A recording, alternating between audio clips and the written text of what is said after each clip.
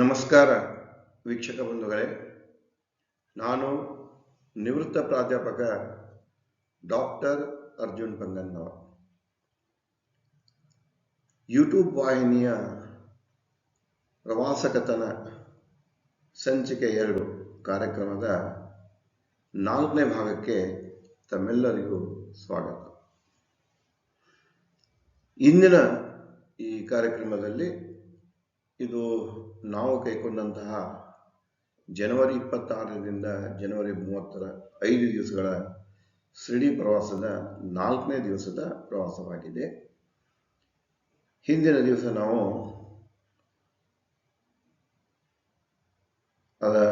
ಗವಿಗಳನ್ನು, ಎಲ್ಲೋರ ಗವಿಗಳನ್ನು, ಗಣೇಶ್ವರ ದೇವಾಲಯವನ್ನು ನೋಡಿಕೊಂಡು ನೇರವಾಗಿ ನಾಸಿಕ್ ಹತ್ತಿರ ಇದ್ದಂತಹ 32 ಕಿಲೋಮೀಟರ್ ಅಂತರದಲ್ಲಿರುವಂತಹ ತ್ರಿಂಬಕ ಊರು ಅಂತ ತ್ರಿಂಬಕೇಶ್ವರ ದೇವಾಲಯದ ಆವರಣಕ್ಕೆ ಬಂದಿವೆ. ಅಲ್ಲೇ ವಸತಿ ಮಾಡಿ ಬೆಳಿಗ್ಗೆ ಎದ್ದು early in the morning Trimbakeshwar ದರ್ಶನವನ್ನು ಪಡೆದು ಮುಂದಿನ ಪ್ರವಾಸಕ್ಕೆ ಕೊಳ್ಳುವ ಕಾರ್ಯಕ್ರಮ ಹೇಗಿತ್ತು. ಆ ದಿವಸದ ಒಟ್ಟು ಪ್ರವಾಸ 400 ಕಿಲೋಮೀಟರ್ಗಿಂತ ಅಧಿಕವಾಗಿತ್ತು. ಮೊದಲೇದು ಬೆಳಿಗ್ಗೆ ಎದ್ದ ತ್ರಿಂಬಕೇಶ್ವರದ ದರ್ಶನ ತಗೊಳ್ಳೋದು, ಅಲ್ಲಿಂದ 32 ಕಿಲೋಮೀಟರ್ ಅಂತರದಲ್ಲಿರುವಂಥ ಪಂಚವಟಿಗೆ ಹೋಗಿ ರಾಮಾಯಣದ ಏನು ಸೀತೆ ಹರಣದ ರಾವಣ ಬಂದಿನ ಸೀತೆಯನ್ನು ಹರಣ ಮಾಡ್ತಾನೆ ಪಂಚವಟಿಯಲ್ಲೇನ ಆ ಒಂದು ಪ್ರದೇಶ, ದೇವಾಲಯಗಳನ್ನು, ಪುಣ್ಯಕ್ಷೇತ್ರವನ್ನು ಭೇಟಿ ಕೊಟ್ಟು ದರ್ಶನ ಪಡೆದು ಅಲ್ಲಿಂದ ಒಂದು 10 ಕಿಲೋಮೀಟರ್ ಅಂತರದಲ್ಲಿರುವಂಥ ನಾಸಿಕ್ದಲ್ಲಿಯ ಮುಕ್ತಿಧಾಮ, ಅದು ಕೂಡ ನಾಸಿಕದನ ಸಮೀಪ ಸಿನ್ನರ್ ಅಂತ ಬರ್ತಿದೆ, ಅಲ್ಲಿಯ ಮುಕ್ತಿಧಾಮದ ದರ್ಶನವನ್ನು ಪಡೆದು ಅದೇ ದಿನ ನಾವು ಪಂಢರಪುರಕ್ಕೆ ಹೋಗುವ ಯೋಜನೆಯನ್ನು ಹಾಕೊಂಡಿದ್ದೆವು. ಆ ಪ್ರಕಾರ ನಮ್ಮ ಆ ದಿನದ ಅಂದರೆ 4ನೇ ದಿನದ ಪ್ರವಾಸ ಶುರುವಾಗ್ತಿದೆ. ಅಲ್ಲಿ ತಗೊಂಡು ದೇವ ದರ್ಶನಕ್ಕೆ ಗುಡಿಯನ್ನು ಪ್ರವೇಶ ಮಾಡಿ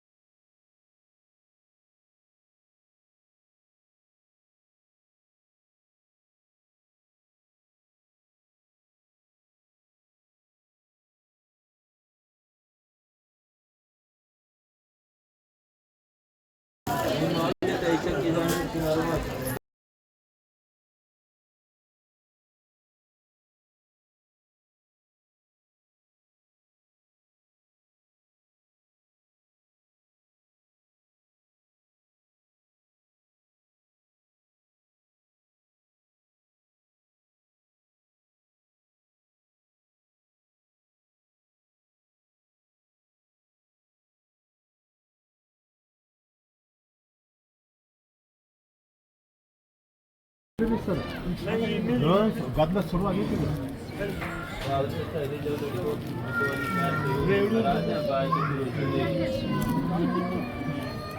ಅಲ್ಲಿ ಒಳಗೆ ಬರ್ತಾರೆ.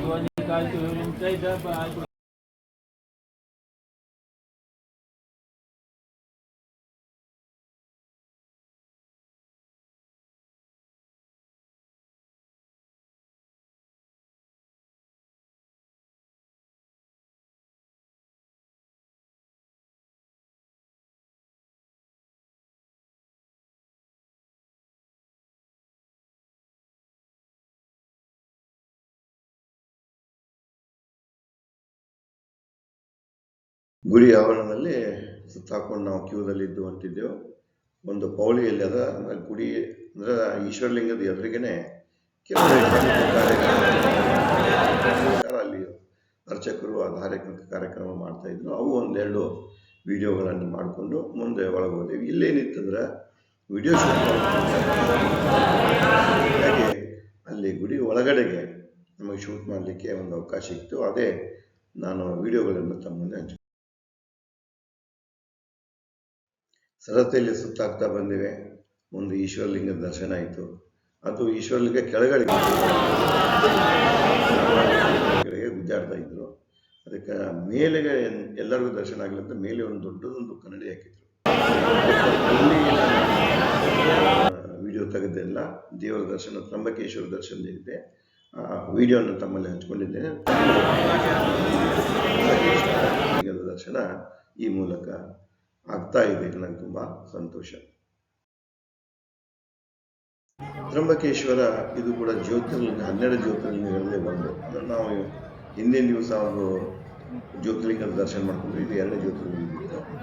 ಜ್ಯೋತಿರ್ಲಿಂಗದ ದರ್ಶನ ಸರತಿಯಲ್ಲಿ ಸಾಗಿ ದರ್ಶನ ಪಡೆದು ಹೊರಗಡೆಗೆ ಬಂದೆವು. ಹೊರಗಡೆಗೆ ಗುಡಿ ಆವರಣ ನೋಡಿದಾಗ ಹಳೆ ಗುಡಿಗಳು ಅಂದರೆ ಏನಾಗಿದೆ, ಪ್ರಾಚೀನ ರಾಷ್ಟ್ರಕೂಟರು ಮತ್ತು ಬಾದಾಮಿ ಚಾಲುಕ್ಯರು ಕಟ್ಟಿದಂಥ ಮೂಲ ಲಿಂಗಗಳು ಅವೆಲ್ಲ ಓಲ್ಡ್ ಅದಾವ. ನಂತರ ಅವರು ದಾಳಿಗಾಗಿ ಅಲ್ಲೆಲ್ಲ ಏನು ಮಾಡ್ಯಾರ, ಅವನ್ನೆಲ್ಲ ನಾಶ ಮಾಡಿದ್ರು ಅಂತ ಪುನಃ ಅಹಲ್ಯಬಾಯಿ ದೊಡ್ಡದೇನಿದ್ದಾರೆ ಶಿವಾಜಿ ಮಕ್ಕಳು ಮೊಮ್ಮಕ್ಕಳು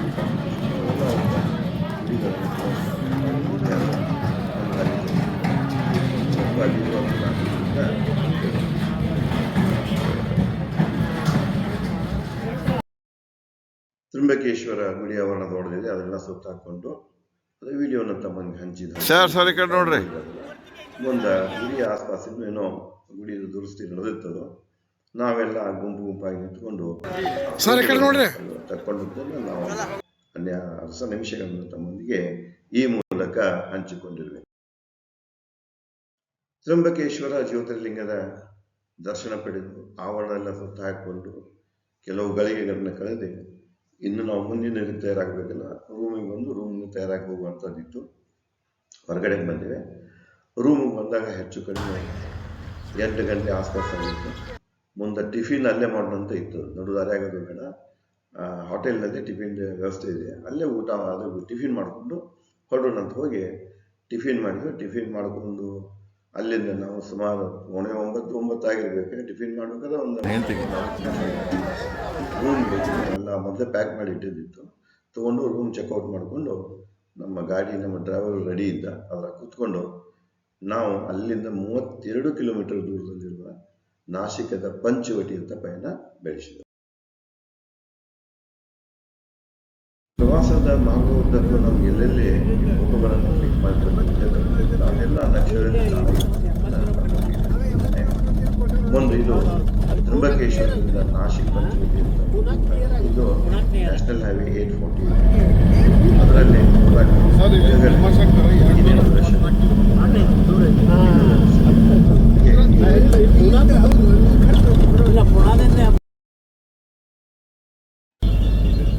ಅದರಲ್ಲಿ ಅಲ್ಲಲ್ಲೇ ದಾರಿ ಮಧ್ಯೆ ವಿಡಿಯೋ ಚಿತ್ರೀಕರಣ, ಆಂಜನೇಯ ಪ್ರದೇಶದಲ್ಲಿ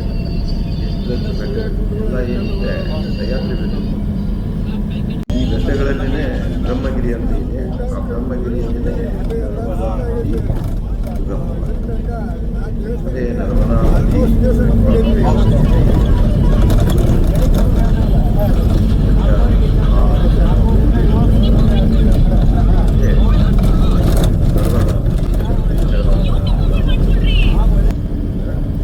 ಒಂದು ದಾರಿ ಉದ್ದಕ್ಕೂ ಅಲ್ಲೇ ಏನು ಕಾಣಿಸ್ತಿದೆ, ಚಂದ ಅನಿಸ್ತಿದೆ. ವಿಡಿಯೋ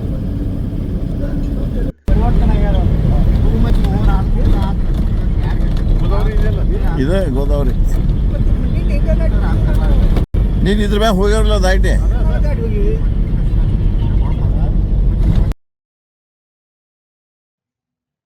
ನಮ್ಮ ಟೆಂಪೋ ಟ್ರಾವೆಲರ್ ಪಂಚವಟಿ ಸಮೀಪಿಸಿತು. ಇದೇ ನೋಡಿ, ಅಲ್ಲೇ ಬ್ರಿಡ್ಜ್ ದಾಟಬೇಕು ಅಂದರೆ ಗೋದಾವರಿ ನದಿ ಬ್ರಿಡ್ಜನ್ನ ದಾಟಬೇಕು. ದಾಟ ಬೆಳೆದಾಗ ವಿಡಿಯೋ ತೆಗೆದುದನ್ನು ತಮಗೆ ಹಂಚಿಕೊಂಡಿದ್ದೇನೆ.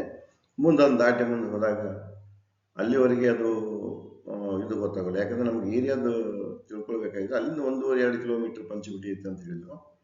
ಅಲ್ಲಿ ಏನಿತ್ತು ಅಂದರೆ ಒಂದು ರಿಕ್ಷಾ ಸ್ಟ್ಯಾಂಡ್ ಇತ್ತು. ಅಲ್ಲಿ ಅವರು ನಿಂತಿದ್ರು. ನಮಗೆ ನಾವು ಗಾಡಿ ದಂಡಿಗೆ ನಿಲ್ಲಿಸಿದ್ರು. ಅವ್ರು ಹೇಳಿಬಿಟ್ರು, ಇಲ್ಲ ನಾವು ಗೈಡ್ ಇದ್ದೇವೆ, ನಿಮ್ಮ ಗಾಡಿ ಇಲ್ಲೇ ಇರಲಿ, ಏನೂ ಆಗೋದಿಲ್ಲ, ನೀವೇನು ಮಾಡ್ರಿ ಅಂದರೆ 10 ಜನ ಇದ್ದೀರಿ, ಒಂದು 3 ರಿಕ್ಷಾ ಮಾಡಿಕೊಂಡು ನಿಮಗೆ ನಾವು ಪ್ರತಿಯೊಂದು ಇದನ್ನು ತೋರಿಸ್ತೇವೆ, ಗೈಡ್ ಮಾಡ್ತೇವೆ ಅಂತ ನನಗೆ ಭಾಳ ಸಂತೋಷ ಅನಿಸ್ತದೆ.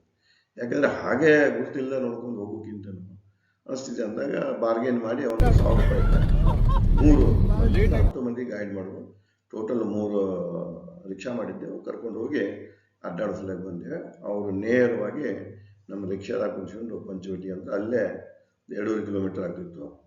ಬಂದರ ಅಲ್ಲೇ ನಮ್ಗೆ ನಿಲ್ಲಿಸ್ಕೊಂಡು ಇದೇನು ಆಲದ ಮರ ಅದಲ್ಲ 5 ಆಲದ ಮರಗಳಿವೆ. ಆದ್ರೆ ಅವ್ರು ಸ್ಪಷ್ಟವಾಗಿ ಹೇಳಿದ್ರು ಈ ಆಲದ ಮರಗಳು ಅವಾಗಿನೂ ಅಲ್ಲ, ನಂತರ ಹಚ್ಚಿದ್ದು ಆಲದ ಮರಗಳು. ಯಾಕಂದ್ರೆ ಅದ್ರ ಹಿಂದೆ ಈ ಪುಣ್ಯಕ್ಷೇತ್ರದ ಹಿಡ್ಕೊಂಡು ನಮ್ಮಲ್ಲಿ ಎಷ್ಟೋ ಜನ ರಾಜ ಮಹಾರಾಜರಾಗಿ ಹೋಗ್ಯಾರ. ಈಗ ನೀವು ಸಾಮಾನ್ಯವಾಗಿ ಹೇಳಿದಲ್ಲ, ನಮ್ಮಲ್ಲಿ ಅಲ್ಲಿ ಹೆಚ್ಚು ಕುರುಗಳು ಕಂಡು ಬರೋದು ಚಾಲುಕ್ಯರದು ಮತ್ತು ರಾಷ್ಟ್ರಕೂಟರದು. ಆ ಕಾಲವು ಗುಡಿಗಳಾಗ್ಯಾವ ಅಲ್ಲೆಲ್ಲ. ಅದಕ್ಕೆ ಅವನ್ನ ಹೇಳಿದ್ರು ಈಗ ಇತ್ತೀಚೆಗೆ ಹಚ್ಚಿದ್ದಿದೆ ಮತ್ತು ಇಲ್ಲೇ ಶೀತ ಗವಿ ಇದೆ ಅನ್ನೋ ಹಂಗೆ ಗೈಡ್ ಮಾತ್ರ ಸ್ಪಷ್ಟವಾಗಿ ಹೇಳಿದ್ದೀನ. ಅದನ್ನ ನೀವು ಸ್ವಲ್ಪ ಕೇಳ್ಕೊರಿ.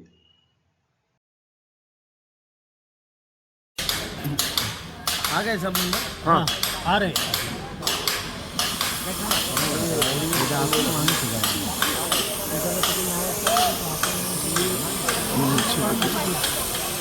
ये सीता गुफा है ना, यही है और इसका रिनोवेशन का काम चल रहा है, इसलिए 3 मंथ के लिए ये बंद है, क्लोज है। हाँ अभी कुंभ मेला आ रहा है ना, कुंभ मेला स्टार्ट इसका, हाँ ये कंस्ट्रक्शन चल रहा है, 3 महीने के लिए बंद है, कल से ही बंद हुआ है ये कुंभ मेला आ रहा है ना, इसकी वजह से बंद रखा। अभी अक्टूबर में चालू होगा। ये सीता गुफा है, राम भगवान ने सीता माता को एक दिन एक रात ये गुफा में छुपा के रखा था। तो छुपाने का रीज़न ऐसा, जो शूर्पणखा थी रावण की बहन, उसका नाक और कान काटा था और गंगा गोदावरी में फेंका था। तो उसके भाई के पास गई लंका में और बताया कि दंडक वन जंगल में मेरा नाक और कान काटा है। तो रावण के जो चचेरे भाई है क्रूर और दूषण, वो 14,000 राक्षस सेना लेके आई थी युद्ध करने के लिए राम भगवान के साथ। वो युद्ध में सीता माता को धोखा था, इसलिए राम भगवान ने माया रूप से तीर मार के ये जमीन से 20 फीट नीचे वो गुफा बनाई और सीता माता को 1 डे 1 नाइट इधर छुपा के रखा। ये तब पूरा फॉरेस्ट एरिया था, दंडकारण्य नाम का। तो युद्ध खत्म होने के बाद सीता माता को किधर छुपा के रखा है, वो पहचानने के लिए, जगह पहचानने के लिए उसके बाजू में 5 बरगद के पेड़ लगाए गए। ये 1 नंबर का पेड़, ये 2 नंबर का पेड़, ये 3 नंबर का पेड़, वो 4 नंबर का पेड़ और वो बैक साइड पे 5 नंबर का पेड़। ये 5 पेड़ की वजह से नाम दिया है पंचवटी। ठीक है, इधर एग्जीबिशन है ना, पर पर्सन 1 रुपीज़ टिकट है। इधर सीधा 10 लोग सावकाश सावकाश सावकाश. ಸೀತಾ ಸುಂದರಿ ಸಿಂಗ್ ನೋಡಿ ಅದ ಎಲ್ಲ ಗೊಂಬೆ ಇಟ್ಟ ಹಾಂ ಆಯ್ತು ಅಡಿಗೆ ಮಾಡುವ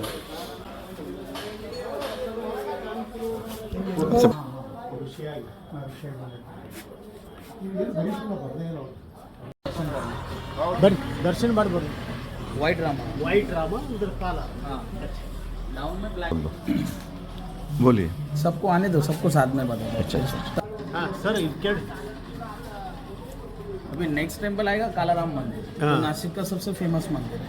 ಹಾಂ ये वाइट रामा, वो ब्लैक रामा। उसका नाम इसीलिए ब्लैक रामा इसलिए गिरा है क्योंकि वो काले पत्थरों में है, पर वो मूर्ति किसी ने बनाया नहीं, वो स्वयं वो गंगा गोदावरी में मिला हुआ मूर्ति। जो पेशवाई थे ना, उनको नहाते वक्त वो गंगा गोदावरी में वो मूर्ति मिला है, तीनों भी, राम भगवान, लक्ष्मण भगवान और सीता माता। ठीक है, 350 साल पुराना मंदिर है। आज भी जिस दिन रामनवमी आती है, राम भगवान का जन्मदिन, जो सूर्य की फर्स्ट किरण निकलती है वो राम मंदिर पे गिरता है। जैसे राम भगवान को 14 साल का वनवास था, तो मंदिर के अंदर भी लक्षण के तौर पे मंदिर को 14 सीढ़ी बनाई है, वो 14 सीढ़ी चढ़ के ही अंदर जाना पड़ता है। जैसे राम भगवान के जो प्रिय भक्त थे हनुमान, उनके सामने एग्जैक्ट उनका मंदिर बना है। जैसे हनुमान 40 का होता है, तो 40 स्तंभों पे, 40 पिलरों पे वो मंदिर खड़ा है। जैसे मंदिर रेडी करने के लिए जैसे अपन सीमेंट वगैरह यूज़ करते, तब के टाइम वो यूज़ नहीं किया था। अपना दूध का मलाई, पान में जो चूना लगाते वाइट वाला, वो चूना और शहद और काला पत्थर, ये तीनों चीज़ों से वो मंदिर बना है।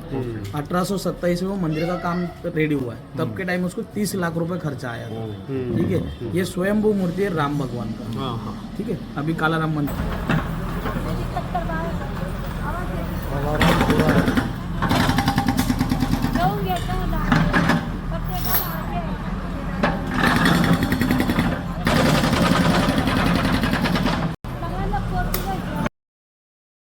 ರಿಕ್ಷಾ ಡ್ರೈವರೇ ನಮ್ಗೆ ಗಾಡಿ ಹಾಕಿದ್ದ, ಅವನು ಹೇಳ್ಕೊತ ಬಂದ. ಮೊದಲು ಅಲ್ಲಿ ಪಂಚವಟಿದೆಲ್ಲ ಗಿಡ ವೈಟ್ ರಾಮ ಅಂತಂದ್ರೆ ಬಿಳಿ ರಾಮನ ಗುಡಿನ ತೋರಿಸಿದ್ರು. ಎಲ್ಲ ಅದರದ ಇಂಪಾರ್ಟೆನ್ಸ್ ಏನಿದೆ ಎಲ್ಲ ಹೇಳಿದ್ರು. ಸೀತಾ ಅಂತ ಏನಿದೆ ನಾವು ಬಂದಿದ್ದು ನಾವೆಲ್ಲ ತೋರಿಸಿ ಹೇಳ್ತಾ ಮುಂದೆ ಅವ್ರು ಏನು ಮಾಡಿದ, ಕಾಲಾರಾಮ ಗುಡಿಗೆ ತೋರಿಸೋದು ಬಂದರು. ಗುಡಿ ದೊಡ್ಡದಿದೆ, ಒಂದು ಕಾಲಾರಾಮ ಗುಡಿ ಕಾಲಾರಾಮ ದರ್ಶನವನ್ನು ಪಡ್ಕೊಂಡೇವೆ. ಅದೇ ವಿಡಿಯೋಗಳನ್ನು ಅಥವಾ ಫೋಟೋಗಳನ್ನು ತಮ್ಮೊಂದಿಗೆ ಹಂಚಿಕೊಳ್ಳಿ. ಕಾಲಾರಾಮ್ ನೋಡ್ತಾ ಇದ್ದೇವೆ. ತೆಗೆದು ನಾವು ನಮಗೆ ಕಾಲಾರಾಮ್ ಗುಡಿ ಆವರಣವನ್ನು ಸುತ್ತುವರ್ಕೊಂಡು ನೋಡ್ಕೊಂಡು ಬರ್ತಾ ಇದ್ದಾಗ ಅಲ್ಲೇ ಒಂದು ಇನ್ಫಾರ್ಮೇಶನ್ದು ಸರ್ಕಾರ ಹಚ್ಚಿದಂಥದ್ದು ಈ ಕಾಲಾರಾಮ್ ಗುಡಿ ಬಗ್ಗೆ ಇತ್ತು. ಆದರೆ ಅಲ್ಲಿ ಏನಿತ್ತು ಅಂದರೆ ಒರಿಜಿನಲಿ ಇದು ಆ ಒಳಗಿಂದ ಲಿಂಗ ಏನಿದೆಯಲ್ಲ, ಮೂರ್ತಿ ಏನಿದೆಯಲ್ಲ, ಆ ಮೂರ್ತಿ ಸುಮಾರು 2000 ವರ್ಷಗಳಿಗಿಂತಲೂ ಹಳೆಯದು ಅಂತ ಹೇಳ್ತು. ಇನ್ನು ಕ್ರಿಸ್ತಿ ಶಕ ಪೂರ್ವದಲ್ಲಿನೇ ಅದು ಇತ್ತದು. ಯಾಕಂದ್ರೆ ರಾಮಾಯಣ ನಡೆದದ್ದನ್ನ ಸುಮಾರು 3000 BC-ದಲ್ಲಿ ಮತ್ತು ಅಲ್ಲೆಲ್ಲ ರಾಮ ಮಂದಿರ ಎಲ್ಲೆಲ್ಲಿ ರಾಮ ಇದ್ದೇ ಇದೆ. ಈ ರಾಮನ ಏನು ಮೂರ್ತಿ ಇದೆಯಲ್ಲ 2000 ವರ್ಷ ಹಳೆಯದು ಅಂತ. ಆದರೆ ಗುಡಿ ಕಟ್ಟಿದ್ದು ಯಾವಂದರೆ 7ರಿಂದ 11ನೇ ಸೆಂಚುರಿ. 7ರಿಂದ 11ನೇ ಸೆಂಚುರಿ ಅಂದರೆ ಪುನಃ ಇದು ಬಾದಾಮಿ ಚಾಲುಕ್ಯರು ಮತ್ತು ನಮ್ಮ ರಾಷ್ಟ್ರಕೂಟರನ್ನೇ ಕಟ್ಟಿಸಿದಂಥ ಗುಡಿ ಅದು. ಅಲ್ಲೆಲ್ಲ ಮತ್ತು ಅದರ ದುರಸ್ತಿನೂ ಮಾಡಿದ್ದಿದೆ. ನಂತರ ಏನಾಯ್ತು ಅಂದರೆ ಅಲ್ಲಿ ಒಬ್ಬ ಶ್ರೀಮಂತ ಸರ್ದಾರ ರಂಗರಾವ್ ಒಡೇಕರ್ ಅನ್ನೋನು ಅವನೇನು ಮಾಡಿದ ಅಂದರೆ ಹಣಕಾಸು ಮಾಡಿ ಆ ಗುಡಿಯನ್ನು ಮತ್ತಷ್ಟು ರೀಬಿಲ್ಡ್ ಮಾಡಲಿಕ್ಕೆ ಅವಕಾಶ ಮಾಡಿಕೊಟ್ಟ. ಅವನ ದಾನದಿಂದಾಗಿ 15ನೇ ಶತಮಾನದಲ್ಲಿ ಮುಂದೆ ಈ ಕಾಲಾರಾಮ ಗುಡಿ ಏನಿದೆ, ಈ ಕಾಲಾರಾಮ ಗುಡಿ ಏನಾಗಿದೆ, ಗುಡಿ ಪ್ರವೇಶ ಎಷ್ಟು ಮಂದಿ ಅವಾಗ ಅಂಬೇಡ್ಕರ್ ಅವರು ಕಾಲಾರಾಮ ಗುಡಿ ಪ್ರವೇಶಕ್ಕಾಗಿ ಇಲ್ಲಿ ಸತ್ಯಾಗ್ರಹ ಮಾಡಿದ್ರು. ಅದಕ್ಕೆ ಕಾಲಾರಾಮ ಗುಡಿ ಸತ್ಯಾಗ್ರಹ ಅಂತಾರೆ. 1930ರಲ್ಲಿ ನಡೆದಿದ್ದ ಘಟನೆಯನ್ನು ಕೂಡ ಗೈಡ್ ನಮ್ಗೆ ಭಾಳ ಸವಿಸ್ತರವಾಗಿ ಹೇಳಿದ. ಅವು ಯಾರಾದರೂ ಪಂಚವಟಿಗೆ ಹೋದ್ರೆ ವಿತೌಟ್ ಗೈಡ್ ಹೋಗ್ಬಿಡಿ. ಅವು ಒಳ್ಳೆ ಜನ ಇದ್ದಾರೆ, ಅವರೆಲ್ಲ ರಿಕ್ಷಾ ಡ್ರೈವರ್ಸ್ ಏನಿರಲ್ಲ, ಏನು ನಾವು ನಿಮ್ಗೆ ತೋರಿಸಿದಲ್ಲ, ಒಳ್ಳೆ ಜನ ಅದಾರ, ಕೋಆಪರೇಟಿವ್ ಅದಾರ. ಏನು ದುಡ್ಡಾಗ ಬಾರ್ಗೇನ್ ಮಾಡ್ಕೊಂಡು ಕೂತ್ಬಿಟ್ರೆ ಆರಾಮ್ಸರಿ ತೋರಿಸ್ತಾನೆ ಮತ್ತು ಸೇಫ್ ಆಗಿ ನಾವು ಇನ್ನು ಎಲ್ಲಿಂದ ಲಿಫ್ಟ್ ಮಾಡಿರ್ತಾರಲ್ಲ ಅಲ್ಲೇ ತಂದು ಅವರು ನಮ್ಗೆ ಬಿಟ್ಟು ಹೋಗ್ತಾರೆ.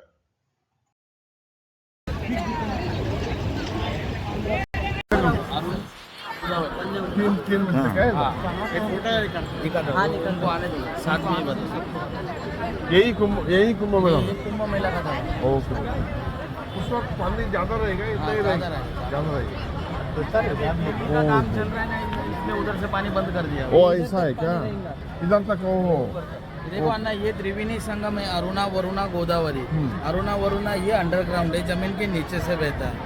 ठीक है, और ये ऊपर से दिखता नहीं। हाँ। ये गोदावरी है। इसका जन्म स्थान त्र्यंबकेश्वर ब्रह्मगिरी से हुआ है, गंगा गोदावरी का। हर 12 साल के बाद जो कुंभ लगता है वो इधर ही लगता है। जो शाही स्नान होता है तो यहाँ होता है। ये पूरा 12 किलोमीटर का घाट एरिया है।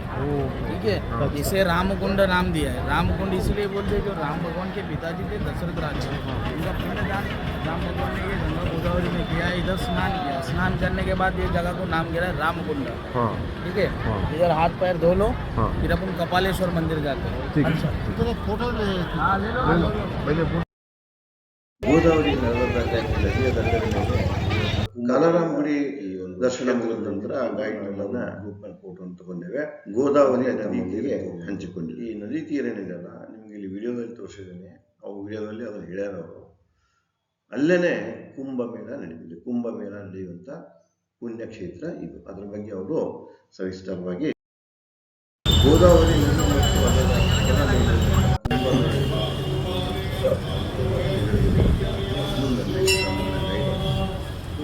ಇಲ್ಲಿ ಕಪಾಲೇಶ್ವರ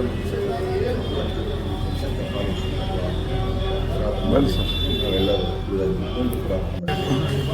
ದೇವರ ದರ್ಶನ ಕಪಾಲೇಶ್ವರ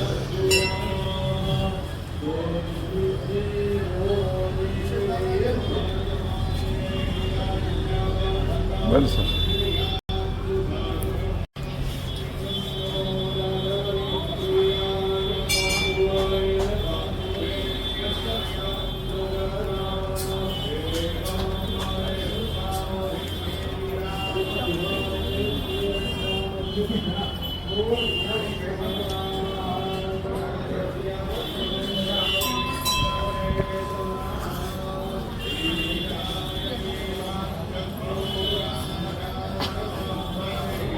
बाबा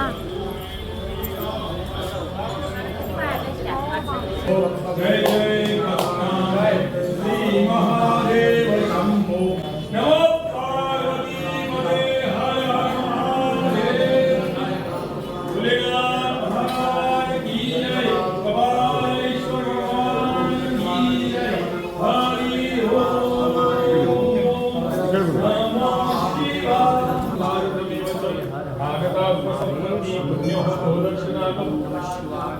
क्षमस्व परमेश्वरं क्षमस्व परमेश्वरं क्षमस्व परमेश्वरं रक्ष रक्ष परमेश्वरं ಕಪಾಲೇಶ್ವರ ಮಂದಿರದ ಒಳಗಡೆ ಕ್ಯಾಮ್ರಾ ಹಾಕಿಲ್ಲ, ಅದು ಹೊರಗಡೆಗೆ ನಾವು ಹೋಗುವಾಗ ಬರುವಾಗ ಏನು ತಗೊಂಡಿದ್ದಿಲ್ಲ, ಅದನ್ನೇ ನಮಗೆ ಹಂಚ್ಕೊಂಡಿವೆ. ಕಪಾಲೇಶ್ವರ ದೇವರ ದರ್ಶನ ಆಗಲಿಲ್ಲ. ಅಲ್ಲಿದ್ದ ಕಾರ್ಯಕ್ರಮ ಏನು ಪಂಚವಟಿಯಲ್ಲಿ ಪುಣ್ಯಕ್ಷೇತ್ರಗಳನ್ನು ಗುಡಿಗಳನ್ನು ನೋಡಬೇಕಾಗಿತ್ತು, ಅದು ಸಂಪೂರ್ಣ ಆದಂಗಾಯಿತು. ಇನ್ನು ನಾವು ನೆಕ್ಸ್ಟ್ ಅಂದ್ರೆ ನಮ್ಮ ಇದನ್ನೆಲ್ಲಿತ್ತು ರಿಕ್ಷಾ ಮೂಲಕ ಬಂದು ನಮ್ಮ ಗಾಡಿಯನ್ನು ಹತ್ತಿ ಅಲ್ಲಿಂದ 10 ಕಿಲೋಮೀಟರ್ ದೂರದಲ್ಲಿರುವಂಥ ಮುಕ್ತಿಧಾಮಕ್ಕೆ ಹೋಗುವ ಯೋಜನೆ ಇತ್ತು.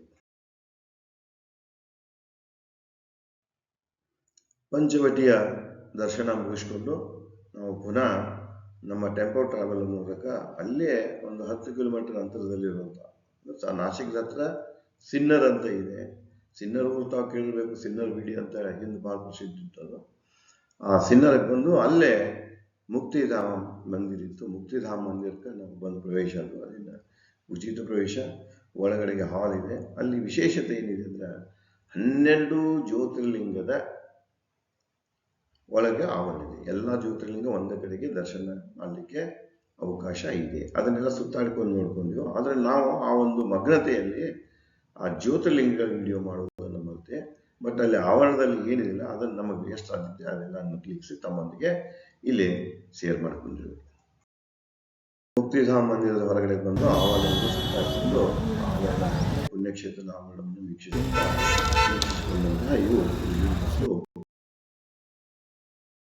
ಮುಕ್ತಿಧಾಮ ಮಂದಿರದ ದರ್ಶನ ಮುಗಿದ ನಂತರ ನಾವು ನೆಕ್ಸ್ಟ್ ನಮ್ದು ಏನಂದ್ರೆ ಅಲ್ಲಿಂದ ನಾವು ನೇರವಾಗಿ ಪಂಡರ್ಪುರಕ್ಕೆ ಹೋಗಬೇಕು. ಲಾಂಗ್ ಜರ್ನಿ ಅದು, ಸುಮಾರು ಅದು ಹೇಳಿಲ್ಲ ತಮಗೆ ಅವತ್ತು 400+ ಇಲ್ಲಿ ತನಕ ಅಂದರೆ ಇನ್ನೂ 370-80 ಕಿಲೋಮೀಟರ್ ಜರ್ನಿ ಇತ್ತು. ನಡುವ ಮಧ್ಯದಲ್ಲಿ ಊಟ ಮಾಡ್ಕೊಂಡು ಹೋದ್ರಾಯ್ತು ಅಂತ ಹೇಳಿ ಮುಕ್ತಿಧಾಮ ಮಂದಿರದ ದರ್ಶನ ತಗೊಂಡು ಅಲ್ಲಿ ಫೋಟೋಗಳನ್ನು ಕ್ಲಿಕ್ಕಿಸಿಕೊಂಡು ನಾವು ನಮ್ಮ ಟೆಂಪೋ ಟ್ರಾವೆಲ್ ಇದ್ದ ಕಡೆಗೆ ಬಂದೆವು. ಮುಕ್ತಿಧಾಮ ಮಂದಿರ ಆವರಣದಲ್ಲಿ ತಕ್ಕೊಂಡಂತಹ ಈ ಗ್ರೂಪ್ ಫೋಟೋ ಮತ್ತು ಸ್ಮಾಲ್ ವಿಡಿಯೋ ಮುಕ್ತಿಧಾಮ ಮಂದಿರದಿಂದ ನಮ್ಮ ಬಸ್ ಏನಾಯ್ತಂದ್ರೆ ನಾಸಿಕ್ ಪುನಃ ಹೈವೇ, ಆ ಹೈವೇ ಗುಂಟ ಬಂತು. ಹೆಚ್ಚು ಕಡಿಮೆ 2 ಗಂಟೆ ಆಗಕ್ಕೆ ಬಂದಿತ್ತು. ಊಟದ ಟೈಮ್ ಆಗಿತ್ತು. ಅಲ್ಲೇ ಒಂದು ದೊಡ್ಡದೊಂದು ಹೋಟೆಲ್ ಇತ್ತು, ರಾಯತವಾಡಿ ಸಂಗಮನಾರ್ ಅಂತ ಹೇಳಿ. ರಾಯತವಾಡಿ ಸಂಗಮನಾರ್ ವಿಲೇಜ್ ಏರಿಯಾ ಅದು. ಚಲೋ ಸ್ಟ್ಯಾಂಡರ್ಡ್ ಹೋಟೆಲ್ ಇತ್ತು. ಹೋಟೆಲ್ದಲ್ಲಿ ಕುತ್ಕೊಂಡು ಎಲ್ಲರೂ ಊಟ ಮಾಡಿದ್ರು. ನಮ್ಗೆ ಬೇಕಾದ ಊಟ ಮಾಡಿದ್ರು. ಅಲ್ಲಿ ಏನು ಮಾಡಿದ್ರೆ ಆ ಹೋಟೆಲ್ ಬಾಜುಗಡೆಗೆ ಒಂದು ಮಕ್ಕಳ ಆಟಿಕೆಗಳ ಒಂದು ದೊಡ್ಡದೊಂದು ಶೋರೂಮ್ ಇತ್ತು. ಮುಂದೆ ನನ್ನ ಮೊಮ್ಮಗನ ಸಲುವಾಗಿ ನಾವು ಹೋದಲ್ಲೆಲ್ಲ ಅವನಿಗೆ ಆಟಿಕೆ ತರ್ತಿರ್ತಾನೆ. ಅಲ್ಲಿ ಹೋಗಿ ಎಲ್ಲ ಸುತ್ತಾಕೊಂಡು ಬಂದಿದೆ. ದೊಡ್ಡದಿದ್ದು ಇನ್ನು ಪ್ರವಾಸ ತೊಗೊಂಡು ಹೋಗಾಗಲ್ಲ ಅಂತೇಳಿ ಒಂದು ಏನಪ್ಪ ರಿಮೋಟ್ ಕಂಟ್ರೋಲ್ ಒಂದು ಸಣ್ಣ ಹೆಲಿಕಾಪ್ಟರ್ ಅಲ್ಲಿ ಬಾರ್ಗೇನ್ ಮಾಡ್ಕೊಂಡು, ಅದು ಗೋಕಾಕ್ ರೇಟ್ಗಿಂತನೂ ಕಡಿಮೆ ಸಿಕ್ತು ಬಿಡಿ. ಗೋಕಾಕ್ 3,500 ಅಂತಿರು, ನಾವು 2,500, ಸುಮಾರು ಒಂದು 100 ರೂಪಾಯಿ ವ್ಯತ್ಯಾಸದಾಗಿತ್ತು. ಅದನ್ನು ನಾವು ತೊಗೊಂಡೇವೆ. ಅಲ್ಲಿದೆಲ್ಲ ಸುತ್ತಾಡ್ಕೊಂಡು ಒಂದು 5-10 ನಿಮಿಷ ಊಟ ಮಾಡಿಕೊಂಡು ಹೆಚ್ಚುಗಳು ಒಂದು ತಾಸು ಕಳೆದ ನಂತರ ನೇರವಾಗಿ ಪಂಡರ್ಪುರದತ್ತ ಪಯಣವನ್ನು ಬೆಳೆಸಿದೆವು. ಮುಕ್ತಿಧಾಮ ಮಂದಿರದಿಂದ ನಾಸಿಕ್ ಮನೆ ಹೆದ್ದಾರಿಯೇ ನಾವು ಉಬ್ಬನವಾಡಿ ಸಂಗಮನೇರಂತ ಇರ್ತಲ್ಲ, ಅಲ್ಲೇ ಊಟ ಮಾಡಿದ್ರೆ ಏನು ಕ್ಲಿಕ್ ಮಾಡ್ಕೊಂಡು ಅದು ಮುಂದೆ ಇದು ನದಿ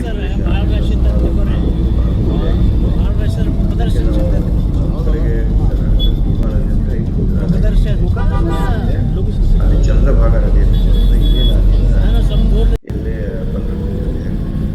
ಮುಂದೆ ಹತ್ತಿಂದ ಮುಂದೆ ನೆಕ್ಸ್ಟ್ ಹೊಂಟೇವ 5-11 ಆಗಿತ್ತು.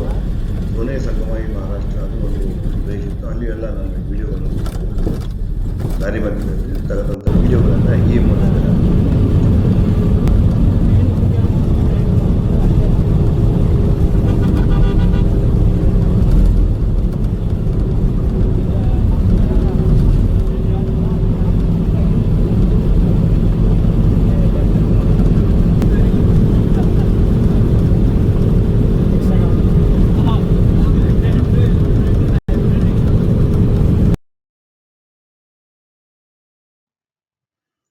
ಪ್ರವಾಸದ ಮಧ್ಯೆ ಸಂಜೆ ಆಗ್ತಾ ಬಂತು. ಮುಂದೆ ಇನ್ನೂ 100 ಕಿಲೋಮೀಟರ್ ಗಂಟಲೆ ಪ್ರವಾಸ ಇತ್ತು. ಮುಂದೆ ಅಲ್ಲಿ ಹೋಗಿ ರೂಮನ್ನು ನೋಡಬೇಕಲ್ಲ. ರಾತ್ರಿ 10-11 ಗಂಟೆ ಆಗ್ತು. 9-10-11 ಗಂಟೆ ಆಗ್ತಿತ್ತದು. ಅದಕ್ಕೆ ಆ ವೇಳೆದಾಗ ಸಿಗಬೇಕಿಲ್ಲ ಅಂದ್ಕೊಂಡು ಕೋಣದ ಮ್ಯಾಗ ಇವರು ನಮ್ಮ ಪಾಟೀಲ್ ಸರ್ JM ಪಾಟೀಲ್ರು ಮತ್ತು ಗಾಯಕ್ವಾಡ್ ಸೇರಿಕೊಂಡು ರೂಮ್ ಅಲ್ಲೆಲ್ಲ ನೋಡಿದ್ರೆ ಪಂಢರ್ಪುರದಲ್ಲಿ ಒಂದು ರೂಮ್ ಅವೈಲೇಬಲ್ ಇಲ್ಲ ಅಂತ ಮೆಸೇಜ್ ಬರಾಕತ್ತಿ ಅಂದ್ರೆ ಅವರು ಫೋನ್ಯಾಗ ಹೇಳಾಕತ್ರು. ಯಾಕಂದರೆ ಅದರ ಹಿಂದಿನ ದಿವಸ ನಾವೇನು ಹೊಂಟಿದ್ದಿಲ್ಲ ಪ್ರವಾಸಕ್ಕೆ, ಆ ದಿವಸ ಏಕಾದಶಿ ಇತ್ತು. ಹೀಗಾಗಿ ಪಂಢರಪುರ ದರ್ಶನಕ್ಕೆ ಭಾಳ ಮಂದಿ ಬಂದಿದ್ರು. ಎಲ್ಲಿ ಇರೋಕೆ ಜಾಗ ಇಲ್ಲ ಅಂದಾಗ ನಾವು ಡಿಸೈಡ್ ಮಾಡಿದ್ವ ಆದಷ್ಟು ಬೇಗ ಒಂದು 50-60 ಕಿಲೋಮೀಟರ್ ಹೈವೇಗೆ ಹಚ್ಚಿ ಎಲ್ಲಾದರೂ ನಮಗೆ ಹೋಟೆಲ್ ಸಿಕ್ತಂದ್ರೆ ಲಾಡ್ಜಿಂಗ್ ಸಿಕ್ತಂದ್ರೆ ಮಾಡೋಣ ಅಂತ ಆಯಿತು. ಅಷ್ಟೊತ್ತಿಗೆ ಅಂದರೆ ಅಲ್ಲಿಗೆ ನಾವು ಬಂದಾಗ ಅಲ್ಲಿಂದ ಇನ್ನು ಪಂಢರಪುರ 40 ಕಿಲೋಮೀಟರ್ ಇತ್ತು. ಅಲ್ಲಿ ಎಡಗಡೆಗೆ ನಮಗೊಂದು ಸಹಾರ ಅನ್ನೋ ಹೋಟೆಲ್ ಸಿಕ್ತು. ನೋಡಿದ್ದೇವೆ. ಅಲ್ಲೇ ಗಾಡಿ ನಿಲ್ಸ್ಕೊಂಡು ಹೋಗಿ ಸರ್ ಅವರು ಕೂಡ ಮಾತಾಡಿದ್ರು. ರೂಮ್ಗಳು ಖಾಲಿ ಇದ್ದು ಅವತ್ತು ಅಲ್ಲೇ ಬುಕ್ ಮಾಡಿದ್ದೇವೆ. ಬುಕ್ ಮಾಡ್ಕೊಂಡು ಬೆಳಿಗ್ಗೆ ಎದ್ದು ಅಂದರೆ ಆ ದಿವಸ ಇನ್ನೂ 40 ಕಿಲೋಮೀಟರ್ ಇತ್ತು ಅದು ಪಂಢರಪುರ.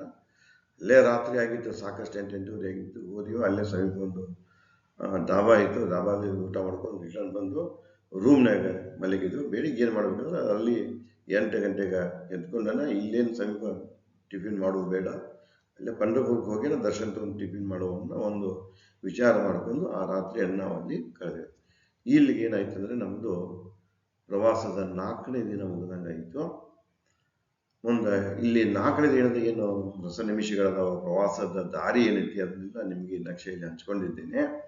ನನಗನ್ನಿಸ್ತದೆ ಇದು ತಮಗೆ ಮೆಚ್ಚುಗೆ ಆಗಿರ್ಬೋದು, ತಮಗೂ ಒಂದು ಪ್ರಕಾರದ ಪ್ರವಾಸ ಮಾಡುವುದಿದ್ದಲ್ಲಿ ತಮಗೆ ಮಾರ್ಗದರ್ಶನ ಆಗ್ಬೋದು ಅಂತ ನನಗೆ ಅನಿಸ್ತಿದೆ. ಅದಕ್ಕೆ ದಯವಿಟ್ಟು ಈ ನಮ್ಮ ಚಾನಲನ್ನು, ಈ ಕಾರ್ಯಕ್ರಮವನ್ನು ಲೈಕ್ ಮಾಡಿ, ಶೇರ್ ಮಾಡಿ, ಕಮೆಂಟ್ ಮಾಡಿ, ಸಬ್ಸ್ಕ್ರೈಬ್ ಮಾಡುವುದನ್ನು ಮರಿಬೇಡಿ.